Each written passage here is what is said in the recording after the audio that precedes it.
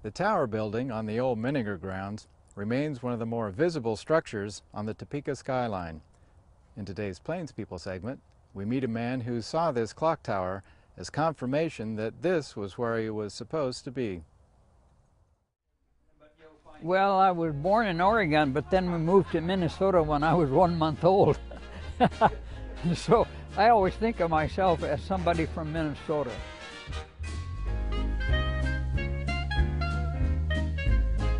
I came here to Harrington, Kansas to fly in B-29s and get used to using the Honeywell autopilot.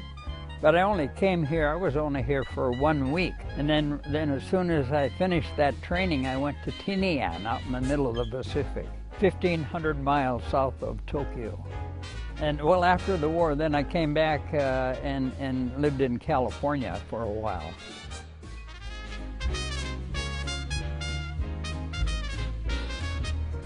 And then finally decided that there was something interesting about the human being that I really found more interesting than about particles.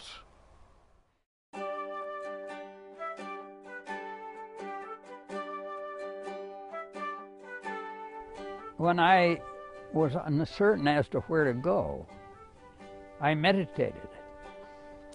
And I got a dream in which I saw the tower building. And when I got out of the airplane at Topeka and drove over to the tower building, I could hardly believe it. There it was, exactly as I saw it, with the clocks and everything.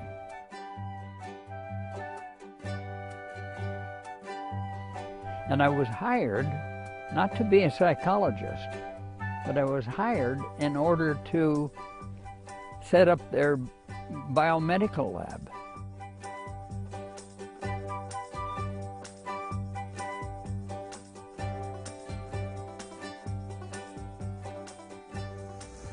Sometimes we forget, that it's natural for the body to be well. It's natural for the body to heal itself. And we have procedures that help with that process. This machine, the temperature machine, does nothing to you or for you except to give you information. It gives you information by which you can learn to self-regulate the various processes in your body. And it happened that one of the people who came in as a research subject had a migraine headache. And while I was measuring blood flow and heart rate and all that sort of thing, all of a sudden there was a huge blood flow change in her body, in her hands, and I said to her afterwards, "What happened to you 2 minutes ago?" And she said, "How did you know my migraine went away?" And there was an increase of blood in the hands. And so that was the clue.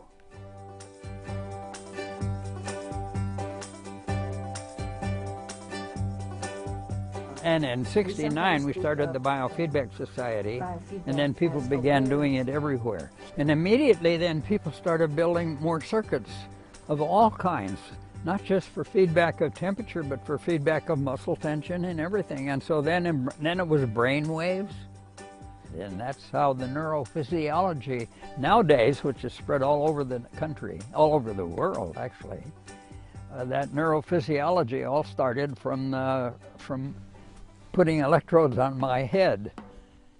Isn't that funny?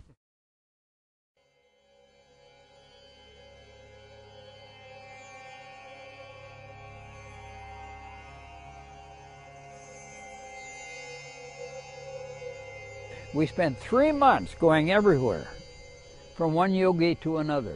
And we went all around India. We went 6,000 miles visiting yogis. And every time we'd get there, we'd wire them up, heart rate, blood pressure, breathing rate, brain waves. And then we'd say, "Okay, what can you do?" And then we ended up with brain waves, heart rate, blood pressure of all these yogis that we were working with. We knew stuff then by that time that no one had ever done before. So that was it was really fun.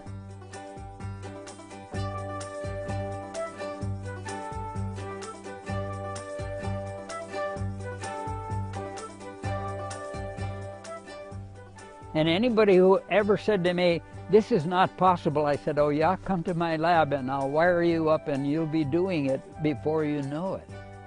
What you can do is everything that a yogi can do.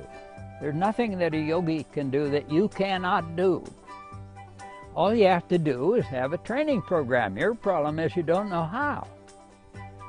No big deal. All you have to do is find out how to do it.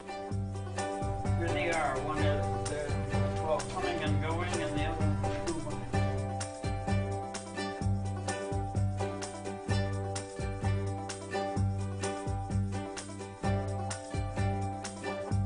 I called it the Ozaki Book of the Dead because I didn't want to have it mixed up with the Tibetan Book of the Dead. But it's actually the same stuff. Elise started noticing that she couldn't remember things, and that was the beginning. So, and as an Alzheimer patient, she didn't recognize me. So when I said who I was, then she would remember, and she would remember for at least an hour. And I had to get used to that, because that went on for a long time. And so that was how come I then began understanding that people who have Alzheimer's are really halfway between this world and that world, and they're right in the middle.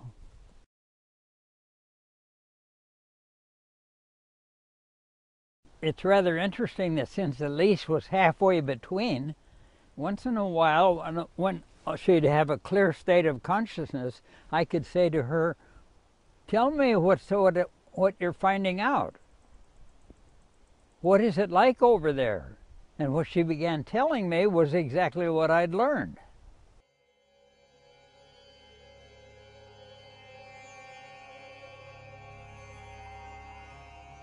One time when she hadn't talked to me for 4 days on end, because as an Alzheimer patient she couldn't find the words, then she woke up and she said, it's time for me to tell you that you have to take care of yourself too. You've been taking care of me now for several years. And she says, but it's important that you eat the right stuff and that you take care of yourself too, because you're going to continue on. You have more work to do. I'm done. And she said it directly.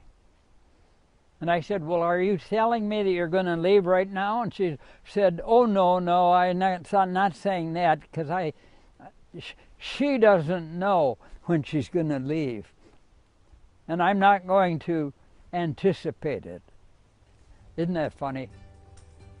She's talking about her brain and her normal human appearance. She's talking to me like a soul.